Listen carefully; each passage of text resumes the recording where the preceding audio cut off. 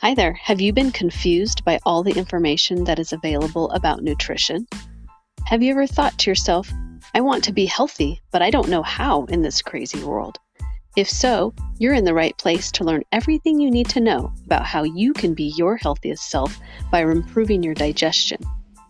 We'll learn how to make the easiest and healthiest sourdough bread to the truth about yeast and sugar.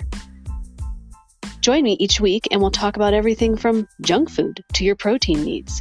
We will even dive into some unspoken topics like, what is my bowel movement trying to tell me? Or how can my emotions possibly affect my digestion? For more information on how to be your healthiest self, visit us on healthyselfwithfood.com, where we provide resources including recipes, cooking classes, and coaching appointments. I believe to completely take care of your whole self, that it includes what you put on your body. So I'm very happy to introduce you to our amazing sponsor, Gervine Family Farms, where you can find the best smelling soaps and healing body products on the market.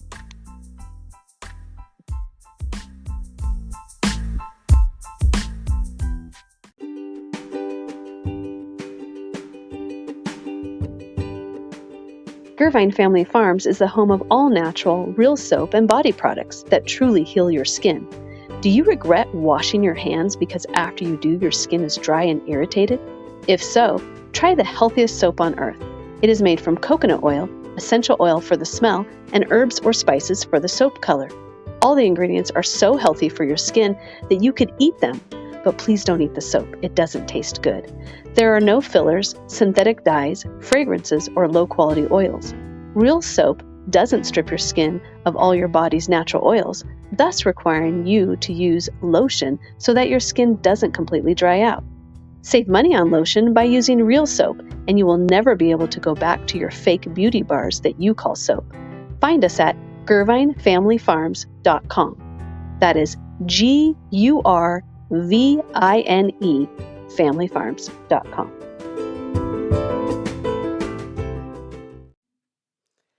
Hello there. Today we're going to be talking about mindful eating. Mindful eating is a practice that involves paying close attention to the experience of eating. You have a heightened awareness of the sensations, flavors, and thoughts associated with each bite.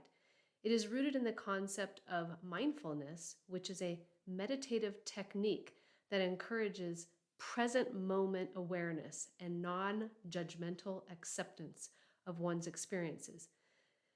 Being mindful while eating encourages a deeper connection to the act of eating and helps cultivate a healthier relationship with food.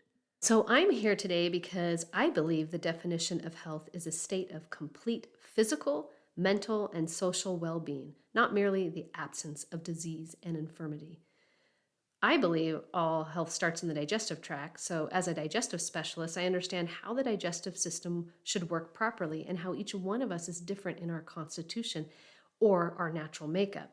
So when I work with a patient, I look at who they are, their individual and unique body structure, personality, and digestive type.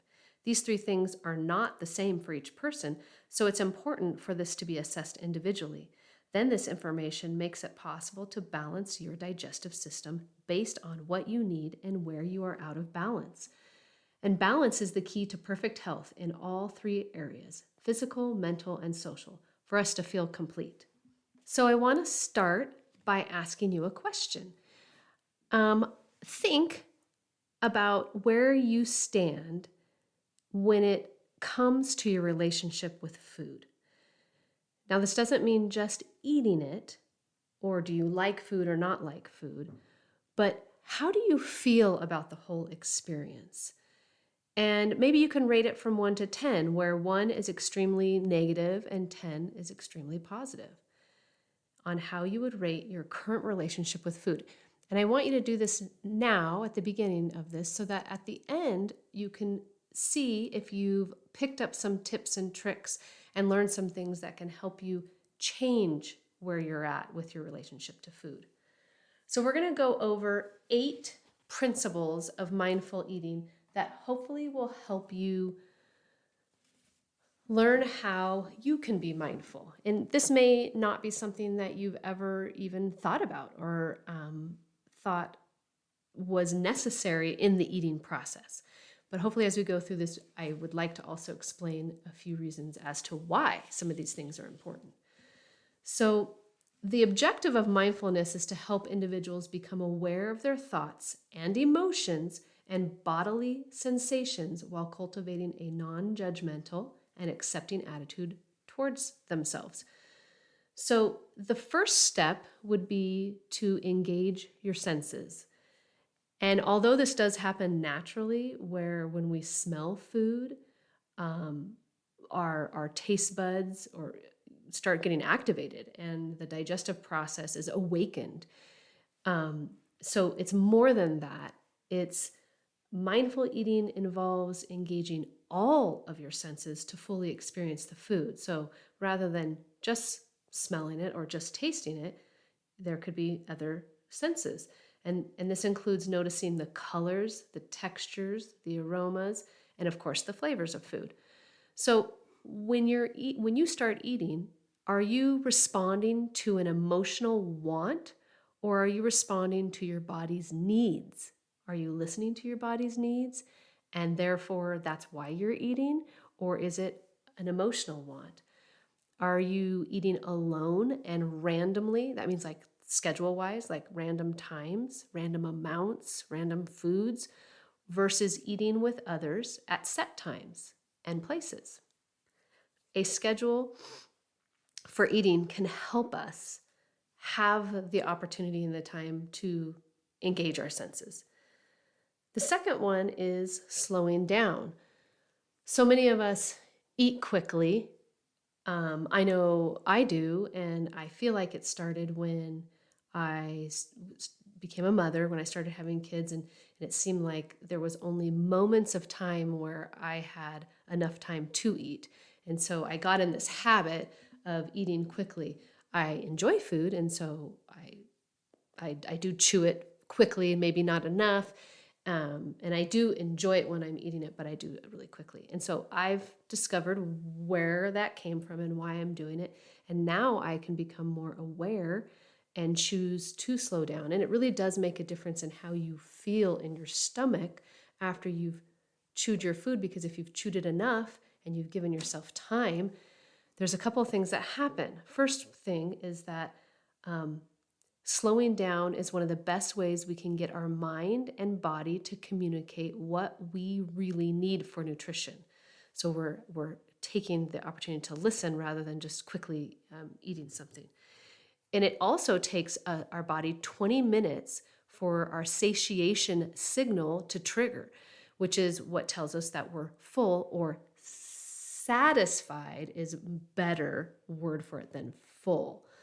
We really shouldn't, and we'll talk about that in another step in a moment, but knowing that it takes 20 minutes for our satiation signal to trigger, it will help us to slow down so that we're not passing up. We're not eating more food before the 20 minutes, and therefore, by the time our signal is going to tell us that we're full, we're already really full. We're more than satisfied. We are stuffed. More chewing. So some of the ideas of things that we can do to slow down would be to chew our food more times. And it could even be slower, but just chewing it more times. So if you're still going to chew quickly, just chew it more. Putting our fork down in between bites. We can even take deep breaths in between bites. If nothing else, I do recommend taking 3 deep breaths before you eat, because it gets that oxygen up into your head, and it really is like a boost of medicine and invigorates your body to be ready for the digestive process. Sitting down while you're eating is a way to slow down, as opposed to maybe walking around or standing. And then really aiming to have that 20-minute meal rather than a 5 to 15-minute meal are a few ways that we can slow down. What are some ways you can slow down eating and listening more deeply to your body's signals? This is the question that we want to ask, because mindful eaters aim to eat slowly, savoring each bite. And this allows the body's hunger and fullness cues to be more accurately perceived. And this reduces the likelihood of overeating as well. The third step is non-judgmental awareness.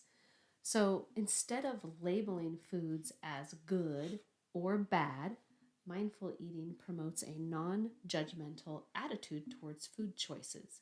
It encourages observing thoughts and feelings that arise during eating without criticism. So often people make themselves bad or good for what they choose to eat, and we don't want to do that. We don't want to add on extra emotions or stress to our body based on a choice we make. Just need to accept it as our choice.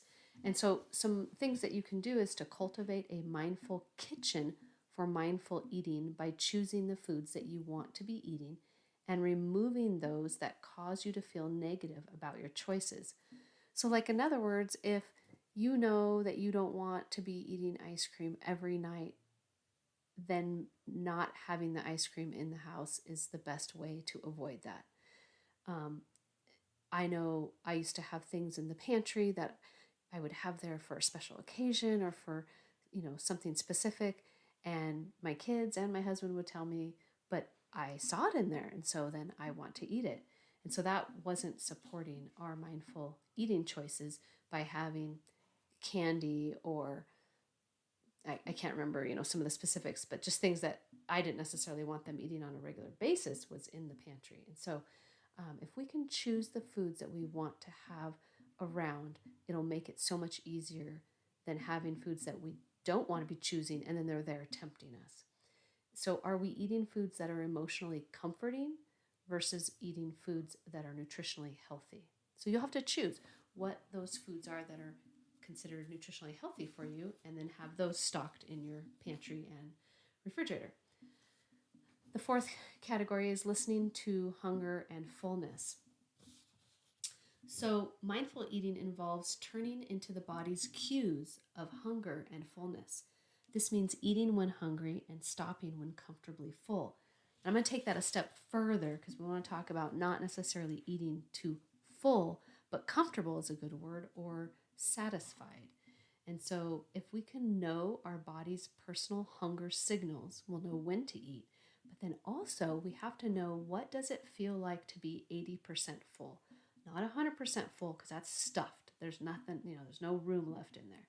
But leaving just a little bit to where you are satisfied. You have satisfied your body's needs for eating, but not going overboard. And what are your body's hunger signals? And what are your emotionally hunger triggers? Because if they're the emotional hunger triggers, we don't want to follow those. We want to follow just the body's hunger signals. And this 80% full, from a scientific standpoint or from a digestive standpoint, we want to leave that space in our stomach so that our body can do the work it needs to do to digest the food, to break it down. It has to mix with the stomach acids before it can start traveling through the digestive tract. And if there's not room for that action to happen, it causes a lot of gas and bloating and uncomfortableness when we've stuffed ourselves too full. The next category is being present. So, this one I would assume is probably the most obvious one, because the whole thing about being mindful is being present, being in the moment of what we're doing. And in this case, we're eating. And so, mindful eaters focus their attention on the act of eating, minimizing distractions such as screens, work, or multitasking. And this helps create a more mindful and enjoyable eating experience. So we want to attend to our plate. We want to appreciate what's there. We want to be aware of what's there as opposed to just mindlessly eating. And distracted eating versus mindful eating is what we're looking for. Not being distracted, the mindful eating part. I kind of said that backwards. So we don't want to be distracted eating. We want to be mindful eating. And so sometimes it'll be recommended to not watch TV, or not be driving, not be on our phone or computer. And the main reason for this is because of the distraction it may cause, to where you're just eating mindlessly. You're not even sure what you're putting in your mouth. But if some people can do, maybe you're driving, but you've chosen to bring with you, some almonds to eat along the way, and you're eating them. That's not going to be completely impossible or something you shouldn't do. But often the TV or computer or those kinds of things is because sometimes the things that we may be watching or talking about or working on can be stressful. So if it was work stuff, it can cause stress. If it's like talking about politics, it could be stressful. Or if you're watching something that's kind of scary or intense, that can be stressful. And that those same reactions that happen in our body for any of those things are not conducive to supporting the digestive process. And so any emotions we feel, we're going to feel in our stomach, in our gut, just the same as we feel them in our body. And so we want to avoid that because that's not supporting our digestive process. Sitting down to eat is the most important thing you can do for eating a meal and being present and mindful, because if we're walking around or we're doing other things, we just don't have that focus. The next category is cultivating gratitude. And this one kind of comes naturally, as you are mindful about what you're eating and you're looking at your plate and you're like, oh, wow, I'm so thankful for this food.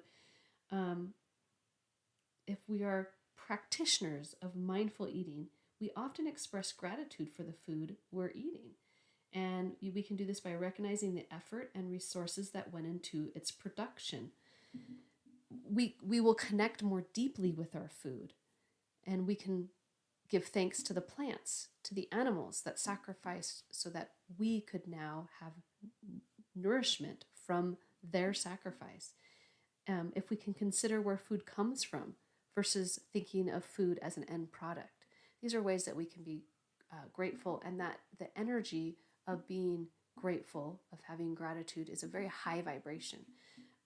And so it's a really great way to present yourself to the beginning of eating so that you can accept this food in a really high way. The next one is awareness of emotional triggers. So mindful eating can help individuals become more aware of emotional triggers that may lead to overeating or unhealthy patterns. And this awareness can contribute to making more conscious choices. So if we can understand our motivation for eating, are we becoming aware if it was an emotional trigger that's causing us to eat, or are we truly hungry? And we can journal around eating to find our understanding and patterns that we have. And the four main types of habits that we as humans will form are habits of wanting, habits of distraction, habits of resistance, and habits of doing. And so when you're journaling, you can kind of focus and indicate which category do you think it's coming from, and then you'll know what your motivation is. So those are the 7 steps. There is one more. The 8th one is mindful food selection. So the practice extends beyond eating itself. It includes the choices made when selecting foods. Mindful eaters may consider the nutritional value and impact of their food choices on their well-being. So overall, mindful eating encourages a more mindful intuition and us being intuitive and balanced approach to consuming food, promoting a healthier relationship with both food and one's body. So remember at the beginning when we talked about where we rated ourselves on our connection to food, the goal is if you went through any one of these steps, and I would just start with one at a time and kind of build upon it to make it become a habit of engaging your senses, slowing down, having some non-judgmental awareness of what food you're choosing, listening to your hunger and fullness, being more present, cultivating more gratitude, and having awareness of emotional triggers, or just the mindful selection of food. Any one of those things is going to help raise that number of your connection to food. And that's really the goal here.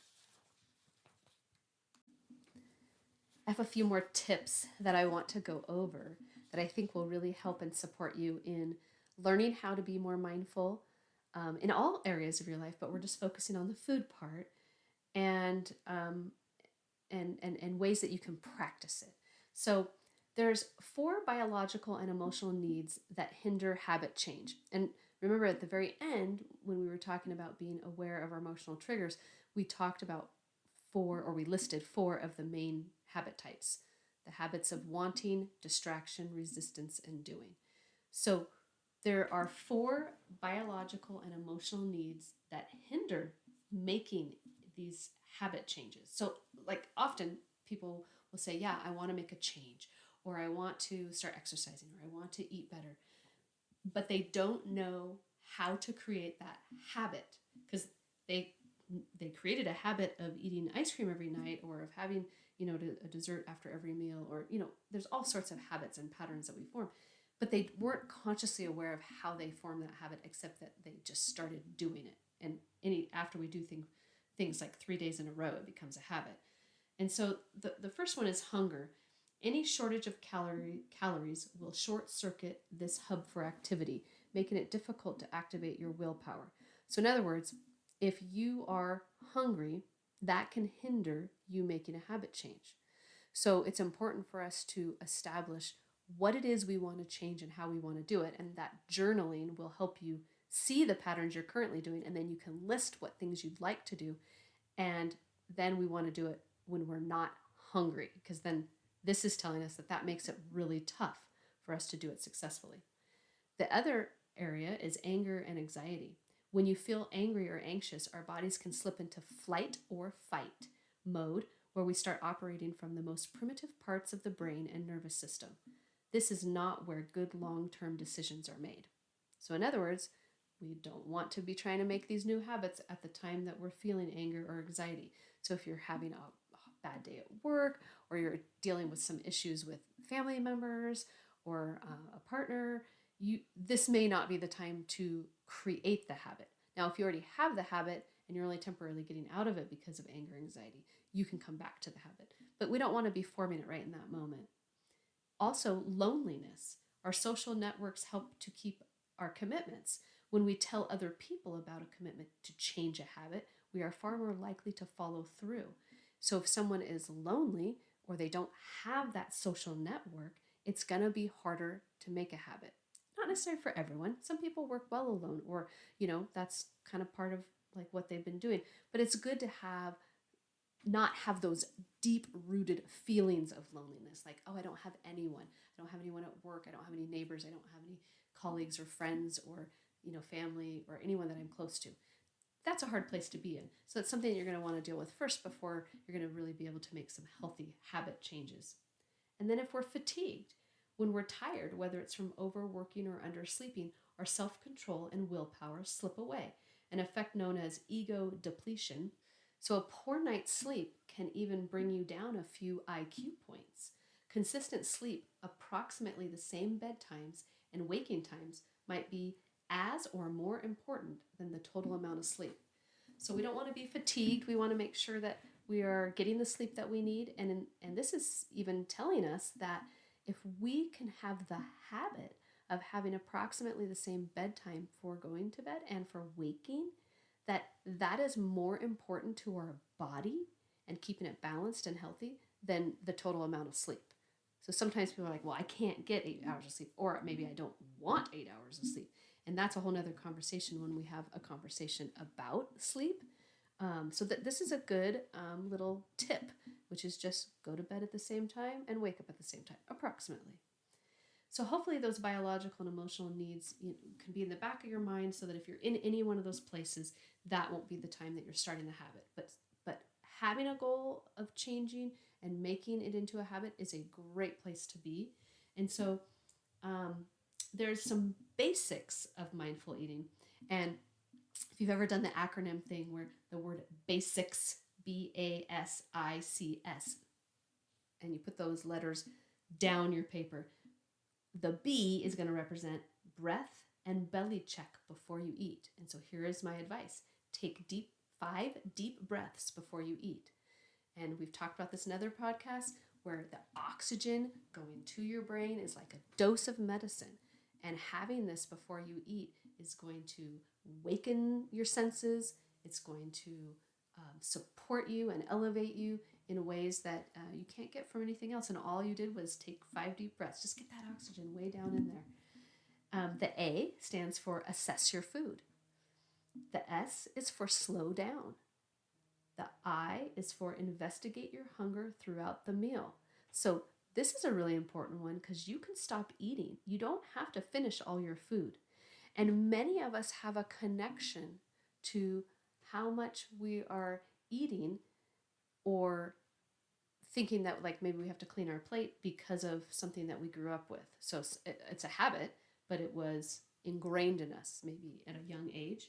And so it's really important for us to know that if we're paying attention to our hunger throughout our meal, that we can stop eating at the point that we get 80% full, as opposed to cleaning your plate and then being stuffed. We have this mindset of not wanting to waste, but there's lots of things you can do. You can save that last little bit and eat it another time. You can share it with someone else. You can start taking smaller portions so that that doesn't happen to you. But overeating is not the best answer. The C in basics stands for chew food thoroughly. This one is so important for us to chew our food. And if you're not sure how much you need to chew your food, but you know that you maybe chew quickly or you swallow quickly, just make it a goal to chew it 5 times more than you already do. But we all need to chew more thoroughly. And the more you do that, the better it is for your digestion, because the food is more broken down when it goes into your stomach. And someone once said, just remember, your stomach doesn't have teeth. The teeth are in your mouth, and they're there to chew the food. But if you're putting food into your stomach that is not broken down thoroughly from your teeth, your stomach does not have teeth to chew it. So often that'll be why you see pieces of lettuce or corn or blueberry skins or other things like that come through and show up in your stools.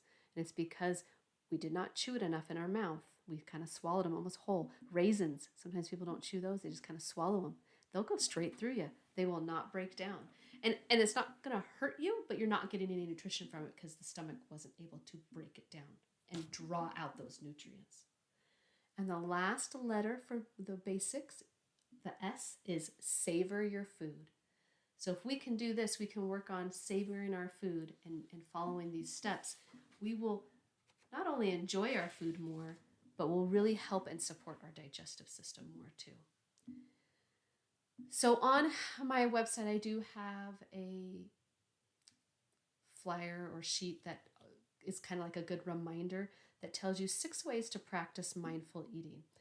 And I like that it has a comparison. On one side, it tells you the 6 steps of mindless eating, which is kind of the things that a lot of us do.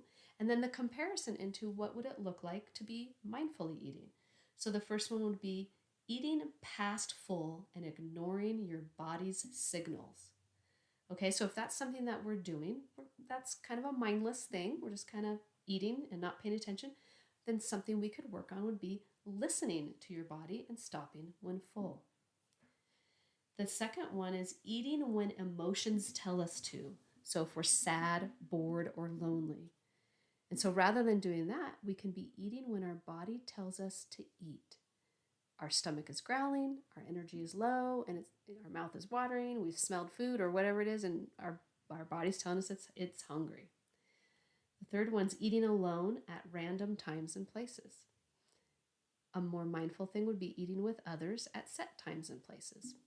And I know people often ask about this one. It doesn't mean that you can't eat alone. Sometimes a mom or dad that maybe is a part of a big family and they have an opportunity to eat in peace and quiet may be something that's very enjoyable for them.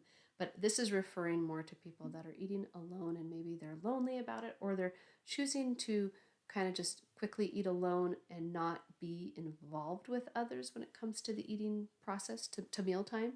And it's really can be a social thing, and it can help us slow down by eating with others because, like, how are you? Or how was your day? Or can I get you some more? And so we're doing things where we're not just quickly shoveling the food into our mouths.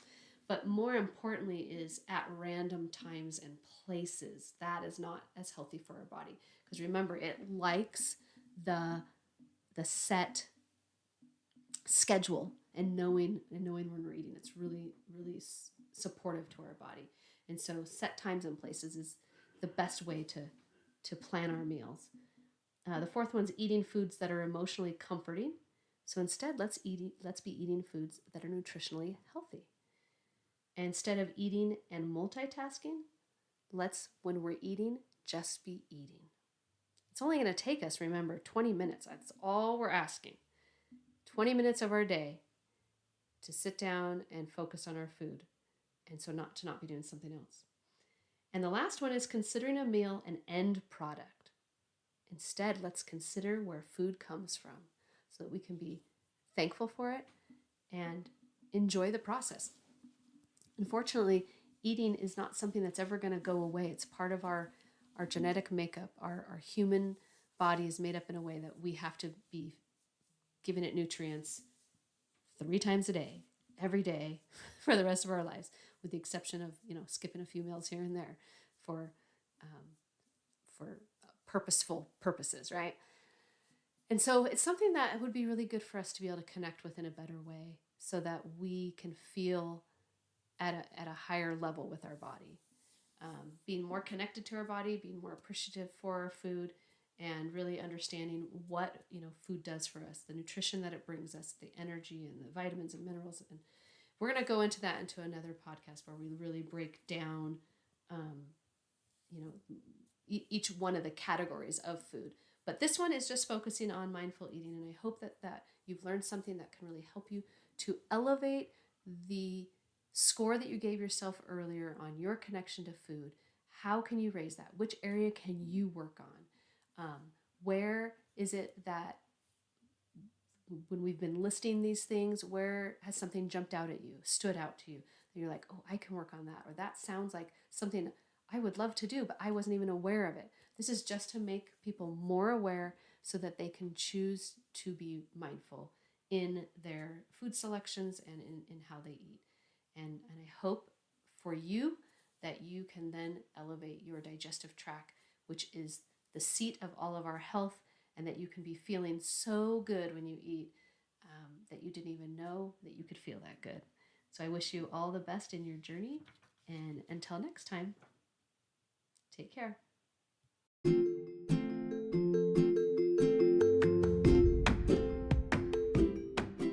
To be your healthiest self, join me each week as we talk about a new topic that can help you, your family, and your loved ones in your life to be your healthiest self.